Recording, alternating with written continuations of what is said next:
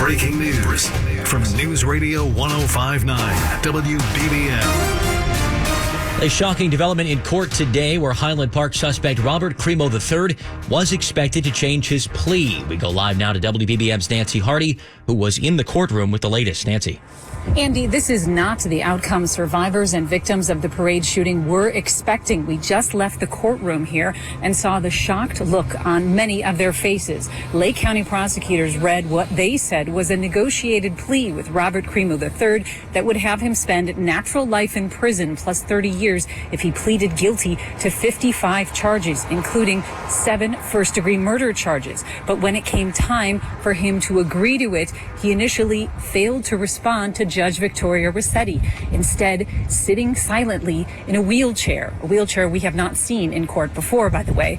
There was a brief recess. He talked with his public defenders, and when he came back, he said in a quiet voice, no. So the trial will go forward, scheduled for February of next year. We're expected to hear from maybe some of the survivors, maybe some of their attorneys after here, but as I said, they were shocked by this development. Reporting live from Lake County, Nancy Harty, News Radio 105.9 WBBM. Our top local story here on News Radio WBBM. Highland Park parade shooting suspect Robert Crimo III rejected a deal that would have sent him to prison for the rest of his life today. WBBM's Nancy Harty reports from outside the Lake County Courthouse where survivors and relatives of victims gathered for what they thought was going to be a change of plea. I think it's all, honestly, I think it's all a game.